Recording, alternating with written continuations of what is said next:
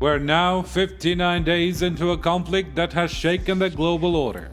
As diplomats move to Islamabad, one question persists: are we heading toward peace or just a temporary calm? While attention focused on high-stakes talks in Pakistan, Washington made a sudden move. President Donald Trump canceled his negotiating team, Jared Kushner and Steve Witkoff, dismissing the talks as pointless. Meanwhile, the U.S. naval blockade of Iran is expanding globally, with dozens of ships turned back and several seized, including one far beyond the Strait of Hormuz. Iran has responded in kind, seizing vessels of its own. So even as diplomacy continues, tensions at sea are intensifying. The economic impact is already visible. Oil prices remain above $100 a barrel. The IMF warns global growth could fall to 2%. And Europe faces more than $28 billion in added energy costs. At the same time, divisions within the Western allies are becoming more pronounced. Tonight, we examine the narratives, challenge the contradictions, and focus on what matters most. All this to my panel shortly.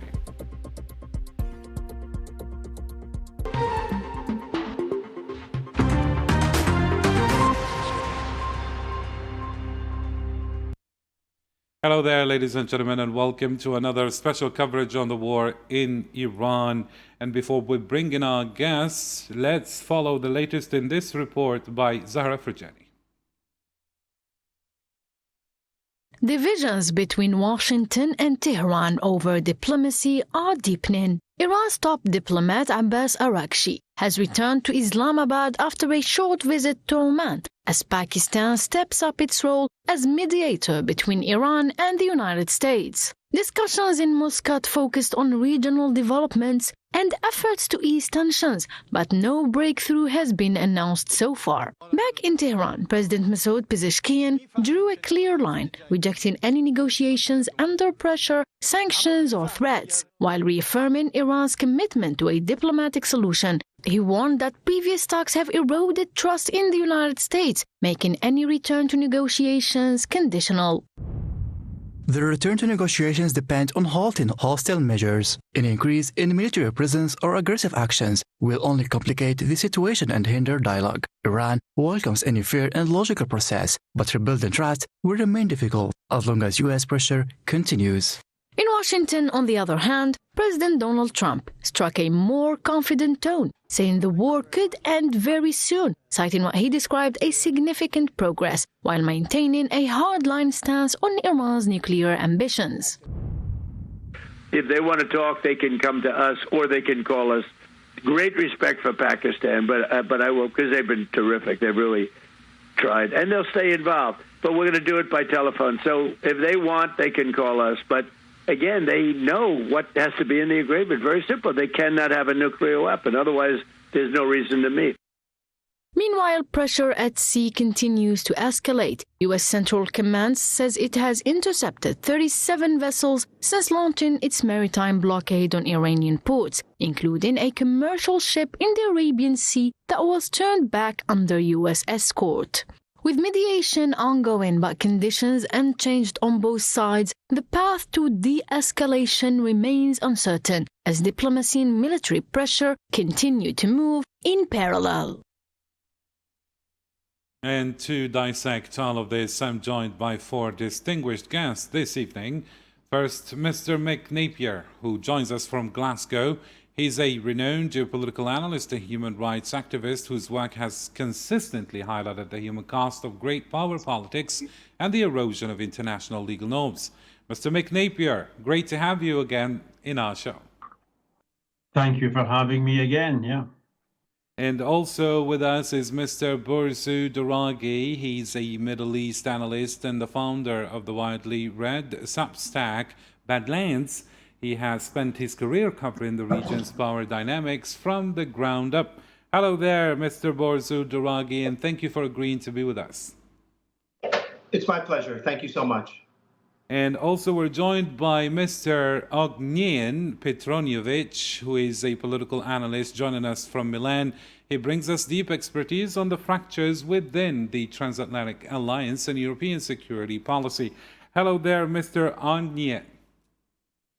Good evening, and thank you so much for having me. It is our pleasure. Thank you for agreeing to be with us. And also we have Mr. Mohammed Chris Sassi, who is a geopolitical analyst and financial analyst as well, based in New York. He will help us navigate the economic stock waves of this war, from the energy markets to the real economy. Hello there, Mr. Mohammed Chris Sassi, and thank you for being with us. Good evening, everyone, and thank you for the invite. Thank you indeed for being with us, Mr. Mohammed. And now let's get started with you, Mr. Mick Napier. President Donald Trump canceled his own negotiating team's trip to Islamabad, then wrote on social media, if they want to talk, all they have to do is call. The Guardian newspaper seized the opportunity and actually editorialized that this war is worse than a mistake, it's a crime. So my question, Mr. Napier, is the Trump administration even pretending to seek peace anymore, or is this public humiliation of the diplomatic process designed to manufacture consent for a war that respected international legal scholars have already deemed as an act of aggression? I mean, the Guardian's got it completely wrong to say it's not a mistake, it's a crime. The cynical French politician, I think it was Talleyrand, made the point that something was worse than a crime, it was a mistake. Now, he was a cynical politician, as cynical as anyone you'll find today, but Trump has colossally miscalculated with the Israeli-American sneak attack on Iran. Fresh from a victory in Venezuela, thinking that he can easily surround and reduce the Cubans to darkness and so that he could, quote unquote, take Cuba, he thought he would have an easy ride as well in the Straits of Hormuz. And look how it's blown up in his face. But view this from Washington's angle. They're used to bullying and intimidating and getting their way. And now they find they didn't bite on a soft piece of fruit like Venezuela. They've bitten on a rock and broken their teeth. Look, where Trump is now, he smells defeat. He knows he's been defeated. He's in a room with 3 or 4 doors where he can exit, and each one of them is a catastrophe. Does he escalate? Return to the bombing of 50 days ago? It didn't work first time. And Iran has said that were he to do so, then lights would go out and desalination plants would stop functioning. And having lived in Riyadh for a few years, I would imagine that means a mass exodus from most of the cities of the region if the Iranians decide to hit them. So they're pressuring Trump to say, stop it, don't go down that road, because it will be a catastrophe. Does he go home to America and just blow his own trumpet and say what a fantastic victory it was, but he doesn't need the oil, let the Europeans patrol the Straits of Hormuz? But if he does that, he comes up against the Israeli lobby in Washington. And can he leave Israel to take on Iran by itself? The record shows that the Israelis have always wanted to attack Iran, but not on their own. So I think wherever he looks, there's what he's looking for is an off-ramp. Nothing makes it easy, unless he admits defeat, which for him is extremely difficult. I don't see how there's any solution, because he has been defeated. Iran sits on the Straits of Hormuz. The geography is not going to change. They can erect a toll booth in the middle of it and say to the Gulf states, you've been part of the devastation of our country, the killing of thousands of our citizens. It's time now to pay reparations. If you don't agree, it can be in the form of a toll booth. So I think the situation, who could have imagined we'd be in this situation if we looked at it 3 months ago? Fresh from genocide, all of the European Union, all of the G7, all of NATO supporting Israel and America during that genocide, and the world is in despair at their inability to stop it. And now we see it's Trump, it's America, which has been defeated here. And if they don't recognize it, if they decide to dig a deeper and deeper hole, then the world economy can go off a cliff. And when that happens, Trump loses the election, which is all that he really cares about. He doesn't care about Israel or the people of Iran or anything. But he's in such a mess. He's in such an insoluble predicament, and it's all the result of his colossal miscalculation. When you miscalculate in everyday life, or when you're driving, or if you're going to attack another country, a miscalculation comes with a very heavy price, and the Americans are going to pay for it. Thank you, Mr. McNapier. And on top of what Mr. McNapier just said, Mr. Borzu Duragi, the Foreign Policy Research Institute and the Small Walls Journal have both actually published critical analysis concluding that this war was premised actually, or was started on dangerously optimistic assumptions about Iranian fragility. John Mersheimer actually has gone further, declaring that Iran has emerged as the clear victor. So, given this growing consensus, Mr. Duragi, was the American and Israeli pre-war assumption that bombing alone could collapse the regime not just a tactical miscalculation, but a catastrophic and deliberate intelligence failure designed to sell a war sold on behalf of a foreign power? How do you see it?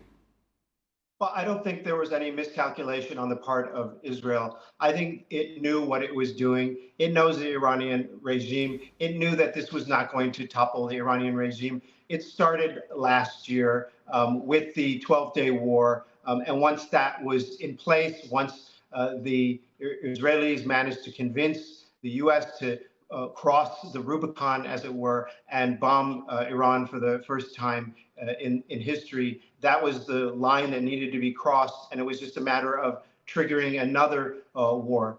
I will say that intelligence assessments were correct. I think that people in the CIA and the Defense Intelligence Agency and the U.S. State Department, as well as Israeli intelligence, they know full well what Iran is. They know a lot about how the system operates, but they weren't listened to. They were completely ignored. There was a complete short-circuiting of the democratic, not the democratic, but the kind of interagency decision-making process in the U.S., the checks and balances that go into foreign policy making. This was completely ignored.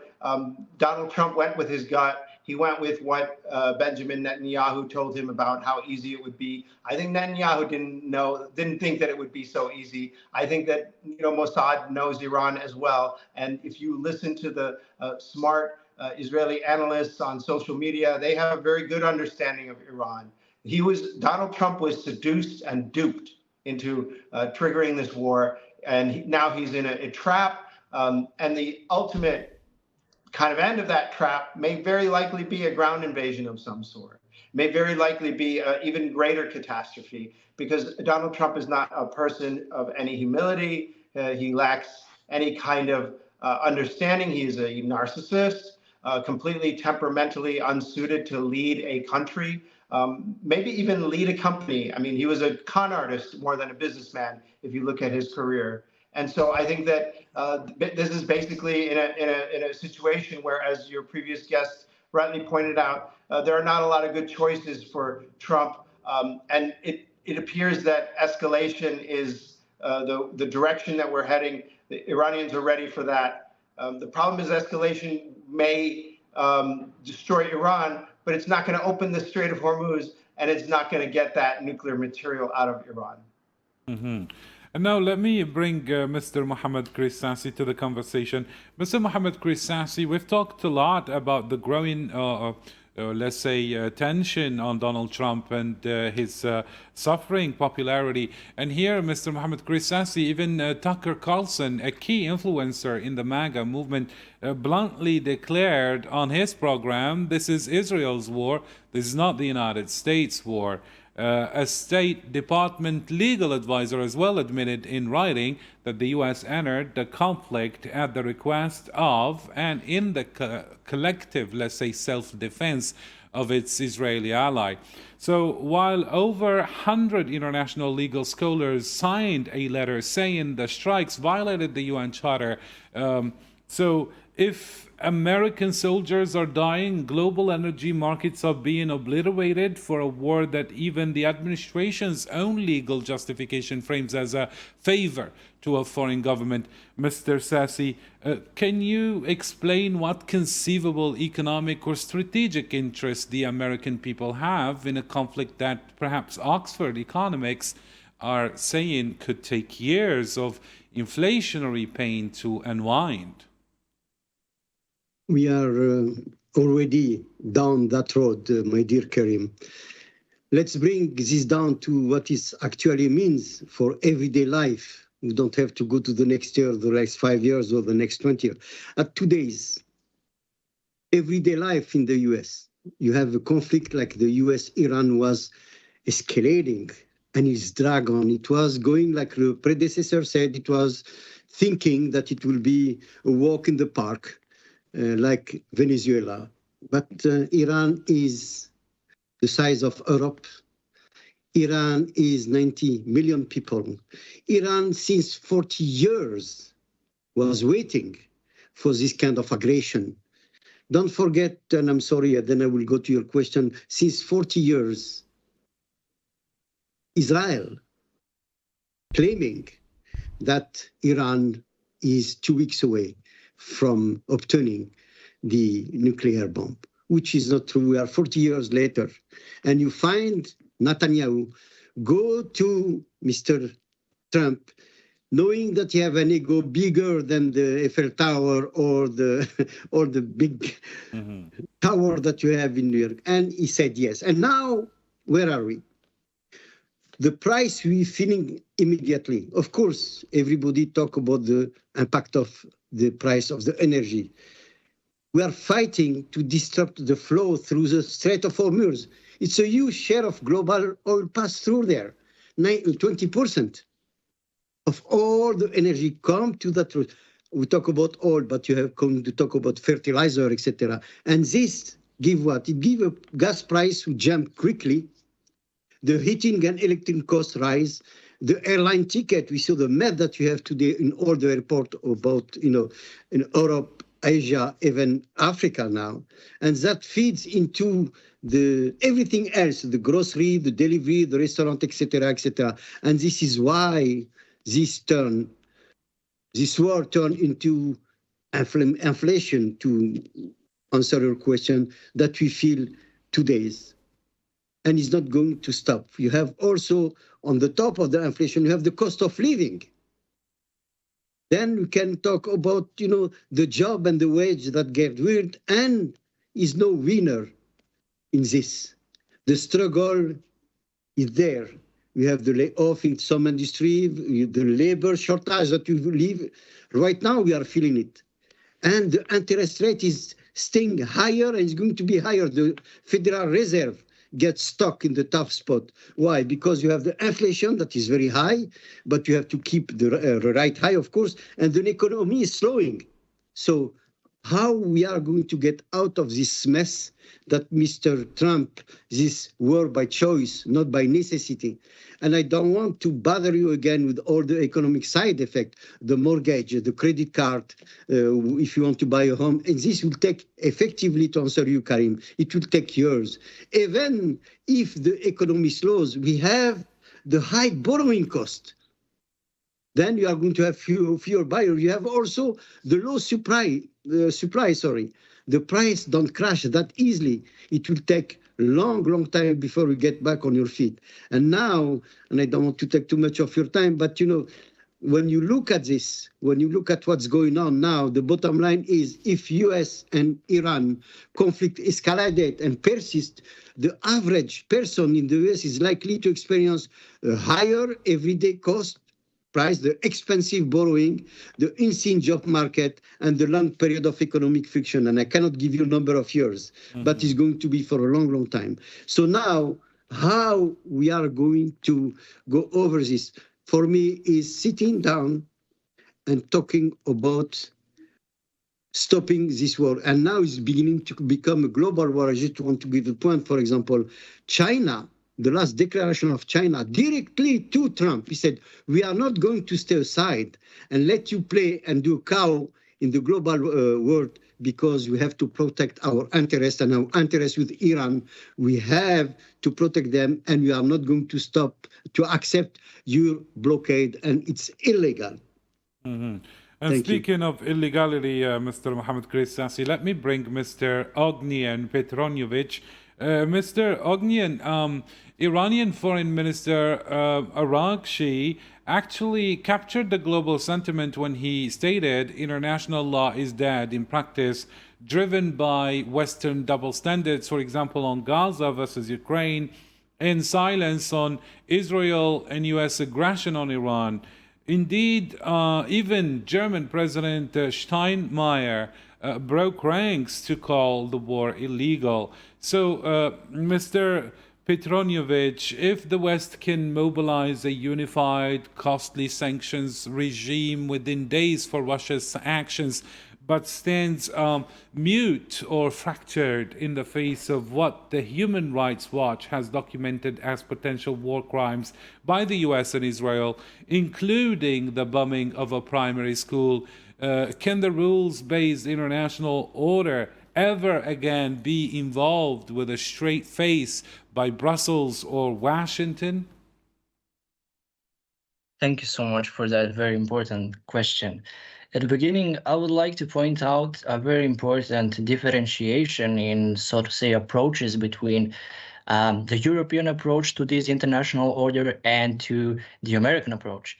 I believe that American approach, especially since Trump took office, has definitely changed. They are not anymore a strong advocates of, democracy, the principles of human rights.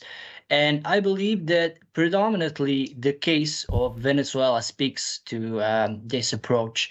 They just, invaded a country.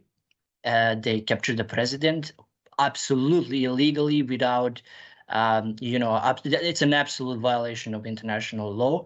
And, Trump is trying to kind of represent these actions as something that will serve American national interest, predominantly oil issues, and also, of course, the geopolitical contestation with China and Russia over Venezuela.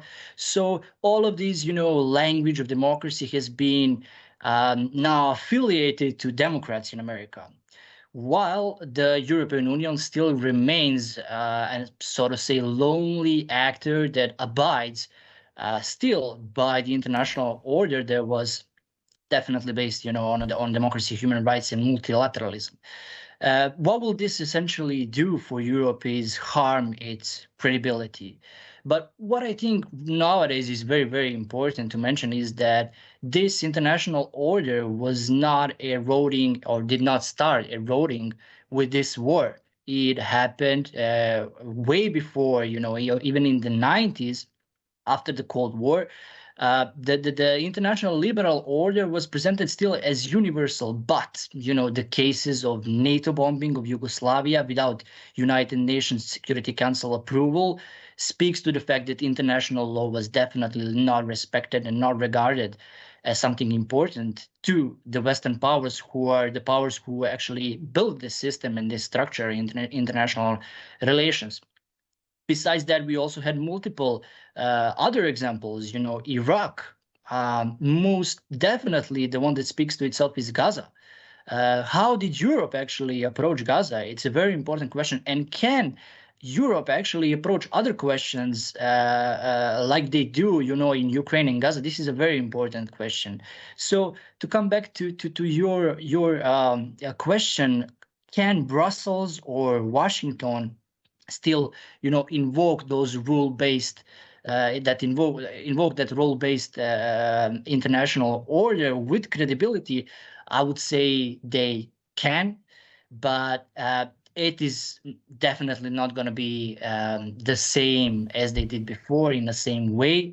The authority to kind of impose those rules is no longer automatic, and it needs to be kind of defended and justified in international relations. And this is something that, United States has been doing lately, but Europe still has not participated in. And this goes, I think, along with the fact that they are missing enough capacity to act in international relations as an independent actor.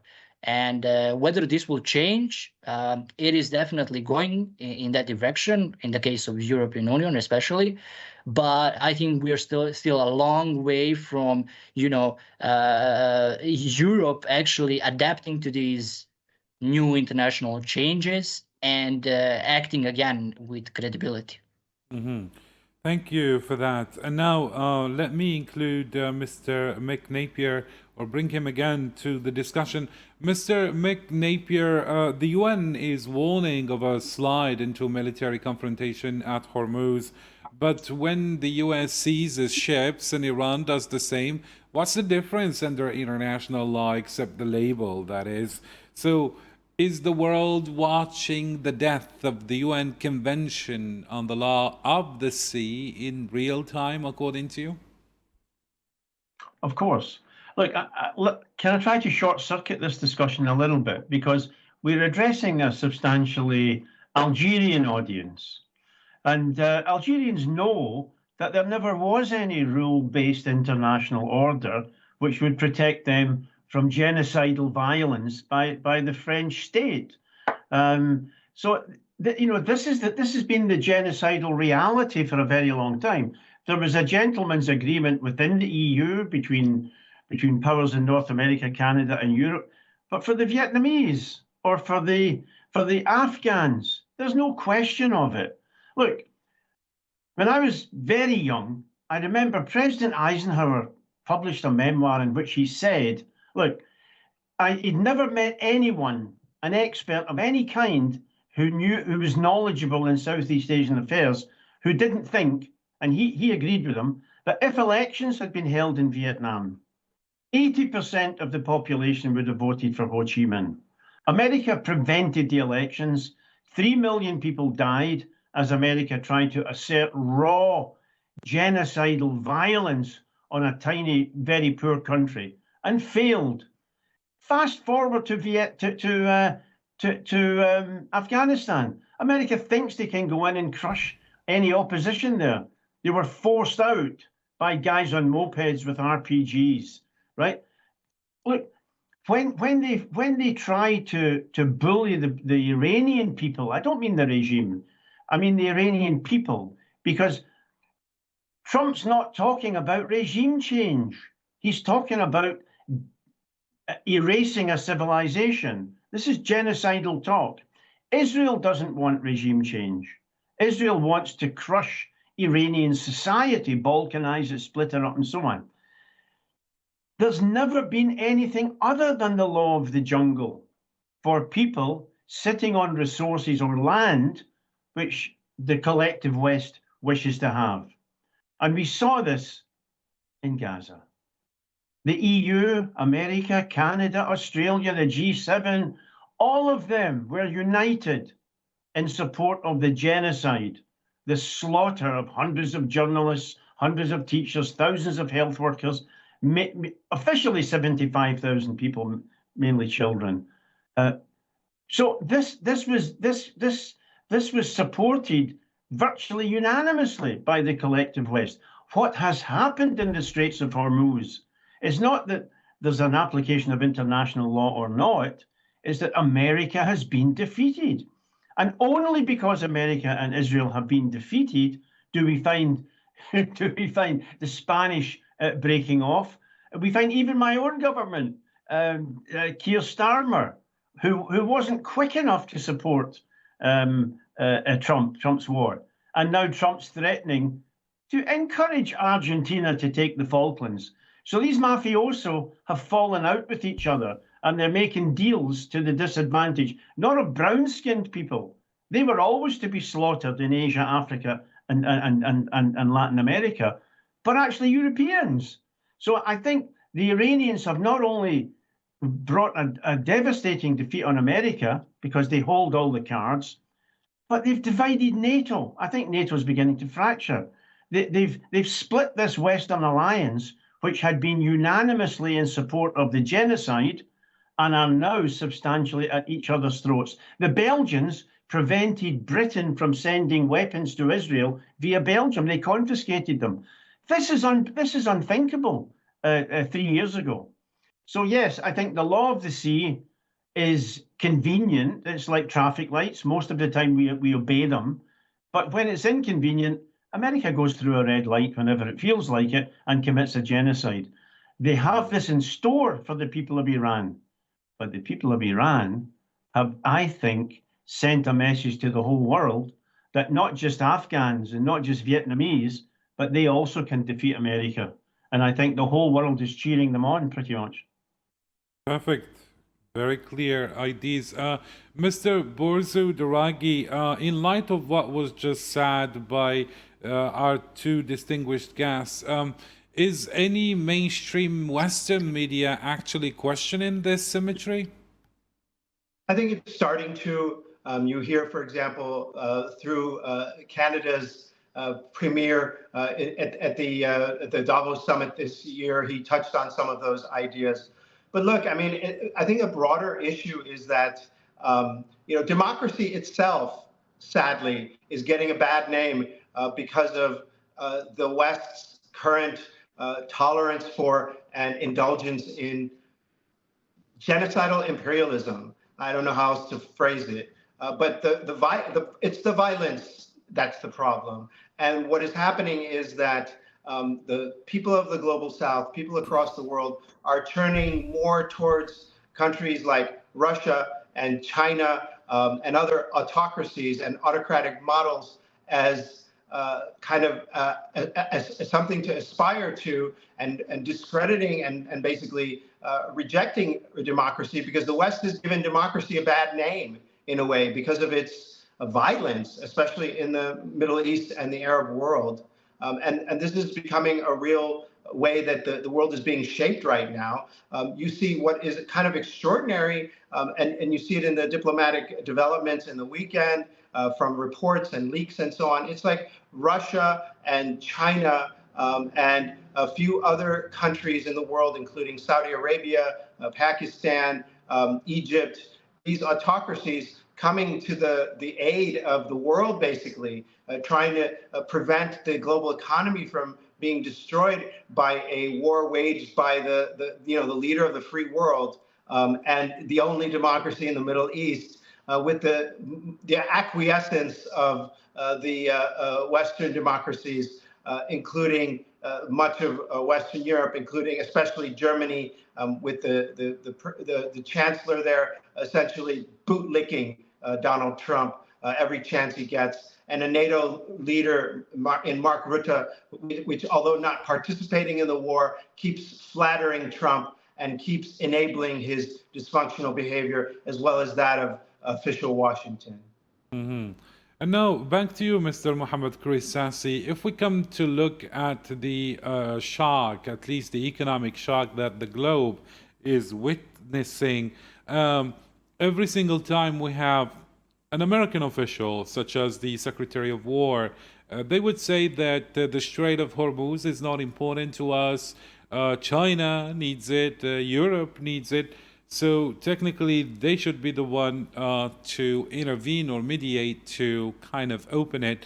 But then, do you believe that it is the case? Only Europe is the one that is going to pay for this illegitimate war? Mr. Mohammed Chris. It's very difficult. I am here. I'm with you. I heard you. It's very difficult for me to answer your question. It's so much that we don't understand in this war. To begin with Europe. Europe have Ukraine, and they do whatever they can to help Ukraine to get out of their misery and the conflict that they are in.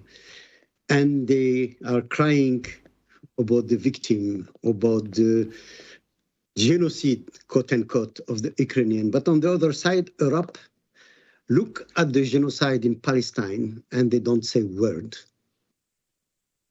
Then how can I trust them, whatever they say? We know that Trump have some mental issues. He will tell you something today and he will change it tomorrow. When I heard my predecessor talking about United Nations, talking about democracy, United Nations The main thing in the United Nations is the Security Council, which is who? France, England, Russia, America, and China. 4 of them are countries that live on slavery, live on esclavage, live on colonization. And today they come to me and they talk about democracy. What kind of a democracy? What kind of a democracy when you have a country say that, the mother of all democracy, the United States, and they go to Iraq, they go to Afghanistan, they go to Syria, they even go to Nigeria, drop the bomb, and nobody in Europe said a word. Yes, you have a dissension in NATO, but not because they want to protect the other nation. No, they just because they are afraid of the crazy man of the White House. Mm-hmm. And all this insult that is throwing to their face, and they still that like La Boétie, famous book, I will say it in French, it says La soumission à la servitude. How can I answer a question, my dear Karim? Now, what is the strategy to come back to this war with Iran? Just a little bit go back to the history. 1953, Mossadegh. 1979, avec l'Ayatollah Khomeini. 2008, 2025, and 2026. Go to who did they attack?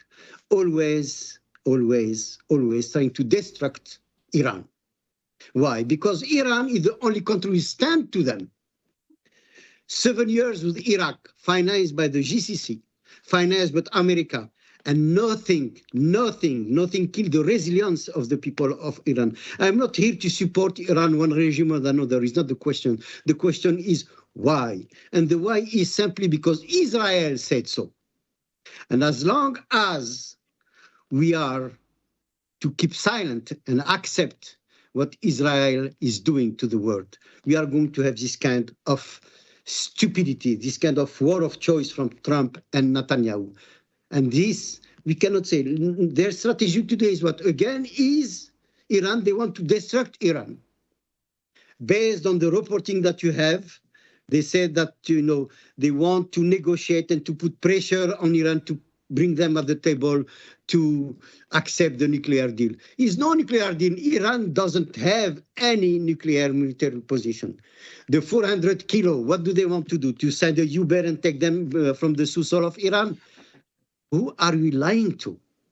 The real problem, the real issue here is to destruct Iran, because Iran, as I said, is 90 million people, is as big as Europe, and they can be a power, and they are a power anyway, at today's date. Look at one of my predecessor was talking about the war in June last year, the 12 days war. Again and again, they try to do it. No, who attack who? Israel doesn't have any border with Iran, neither America. What the heck they are doing there? If it is not only to try to redo what they did in 1953, in 1979, in 2008, 2025, and 26, it's not going to happen. We saw, and your predecessor, Elon Country, said they are resilient. They are defending themselves. And even if the West won't do the desindustrialization of Iran, is not going to work. It's not going to work. The boycott that they have is only with the Occident. You have other countries in the world that welcome to work with Iran. And one of my predecessors said it was navigation, military operation between China, Russia, and Iran in the La Mer de Chine, the China Sea. Why? Is to show that now the sacrosanct power of America is not there anymore. And also they try also to desacralize the sacrosanct dollars. And we are coming into it. In a short answer, what I would like to say is this blockade and this war that they are doing is not only for the oil, is for the industrial input of Iran, is for the supply chain of the world, is the energy product that you want to have the main distribution. Of course, I'm talking about America, but America, don't forget, America doesn't import oil, it's they export oil. And they were thinking that adding Venezuela and Iran, they are going to be the master with 1/3 of the world production. It didn't work that way. And now you are in this big mess, and you have to say that it's not only an economical warfare. This is a global war that you are facing. We cannot continue with this naval blockade and this financial isolation. We have to go back to negotiate. And I think again and again, to answer your question, Europe have to wake up. The time of colonization is finished. They cannot go back to Africa and colonize and do the négrier trade. America cannot go to Africa and bring 200 million slaves and kill them in their field in America and to do their trade industry. That's finished. The world is changing, and we have to wake up and stand together and tell them, we don't want war. We are not here to do war. We just want to have peace. We just want to have the trade. We just have to believe like each and every time is not Iran that is attacking or the Arab country, whatever it is always America and Europe, and this have to stop. Thank you, Mr. Mohammed Kristasi. Let me bring Mr. Ognian Petroniovic again. Mr. Ognian, the European Commission has revealed that the war has added about 24 billion euros or over 28 billion US dollars to Europe's energy import costs without a single extra molecule of fuel arriving. The Eurozone economy is already contracting, with the composite PMI falling to 48.6, signaling a clear shrinkage in activity, while US growth has actually been revised upward by the OECD. So my question is the European Union paying the economic price for an American-Israeli war that key European leaders privately believe is illegitimate, while the US economy actually benefits from the rerouting of global energy flows? Well, to answer your question, the energy crisis in Europe and the economic recession is not solely linked to the Iranian war, and the closing of Strait of Hormuz. It definitely accelerated some previous issues with energy in Europe. But to frame it correctly, it's just an overlapping of multiple crises, with the 2022 full-scale Russian invasion on Ukraine being the main contributor to the state of Europe finds itself in. But regardless, of course, the Strait of Hormuz still can be regarded as an issue for Europe, and they are definitely indirectly targeted by the war. This is why Europe needs to act more proactively in this decisive moment. I'll have to remind you, European Union has been advocating for diplomatic solutions since the beginning of the war. And now when we have the negotiations happening, Europe is still absent. They're not at the negotiating table. It speaks about the European ability to kind of reinforce its position in these international diplomatic arrangements. But I'll have to remind you, who was the one to build this lasting framework of dealing with the Iranian nuclear program? It was not Washington, it was actually Europe. In 2015, France, Germany, and United Kingdom, alongside the EU High Representative, spent years negotiating the Joint Comprehensive Plan of Action for the nuclear plan in Iran. And now, when we have a situation when, Europe still feels the consequences of the war, but facilitates the agenda of not being involved in the war, but not at least militarily and directly, they are in a very difficult position in the moment. Mm-hmm. What I see currently in the negotiation is definitely the fact that they are trying to advocate for and raising the awareness about the importance of the military program in the missile program in Iran, which has been completely overshadowed by the two main points of negotiations, and that is the nuclear weapons and the Strait of Hormuz. So, to put it in this way, I think it's very important for Europe to kind of develop these mechanisms and leverages in international relations that will allow them to have a decisive and active role in these negotiations, like they did before. The summit in Cyprus showed some positive signals and going in this direction, with Merz suggesting the ease of sanctions on Iran that Europe currently holds. And whether this will happen or not, it's of course an internal question of the European Union, and we can see a lot of division among the member states. But it is definitely one point that can kind of help Europe become a proactive, so to say, state or organization or entity, however you want to call it, in these future negotiations. But again, to address the last part of your question, to say that USA is benefiting from this war is just a complete, it's not true, it's false. They might not face real economic consequences. They become a new center of, oil, where everybody tries to kind of hook up and just buy, American oil. But I think that without a doubt, this war has been a political defeat for United States, for Trump administration, and for his America First agenda. And especially what I think is definitely more harm in a way that the most is definitely his image, Trump's image as a peacemaker. I think this is clear from as well some of the economic divisions within America, especially in the case of Tucker Carlson being against the invasion, Candace Owens, Megyn Kelly, and all of these conservatives who are now regretting the fact that they supported Trump in his elections, in his running for office. So yeah, this is my take on this. Thank you so much for that. Now let me move to Mr. McNapier and bring Human Rights Watch here. Mr. McNapier, Human Rights Watch has called for the US and Israeli strike on the Shajar al-Tayyiba primary school to be investigated as a war crime. The Small Wars Journal concludes that the killing of 168 school children at the Al-Farabi school constitutes a war crime under international humanitarian law and will define both leaders' historical and legal legacies. Yet there have been no emergency UN Security Council resolutions from the US nor UK.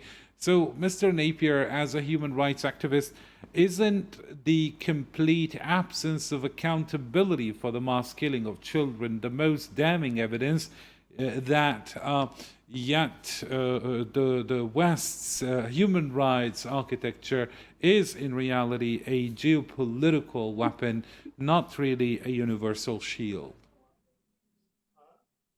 For sure. And anyone who looks at the evidence will find that conclusion is unavoidable. War after war, genocide after genocide.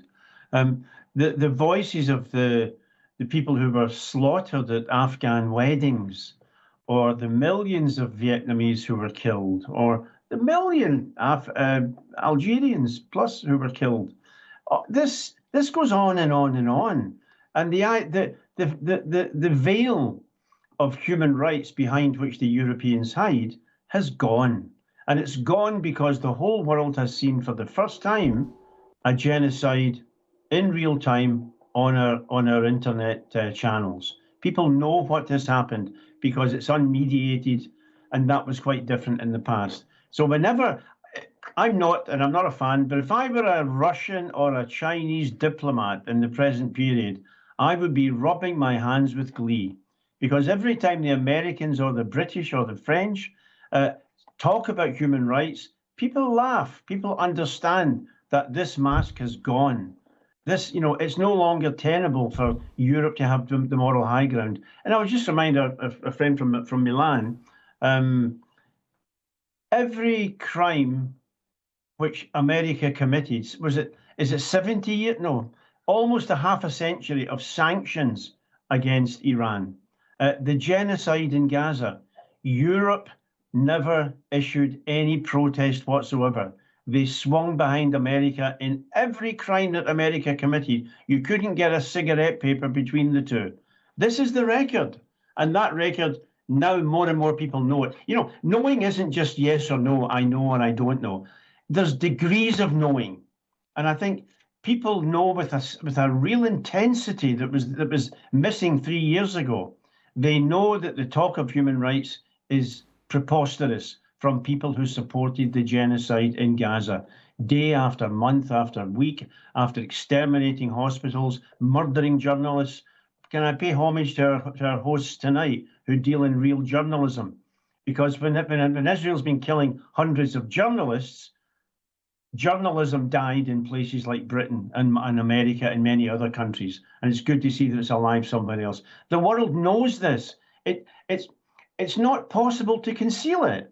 We see now a political sea change in Britain. You know, a marginal party like the Greens has just beaten the Labour Party in opinion polls. This is dramatic. This isn't burning barricades and revolution, but it's very, very significant. And an awareness of the genocide, an awareness of how our governments have just been taking us, making us pay for these criminal enterprises abroad, is seeping into the body politic.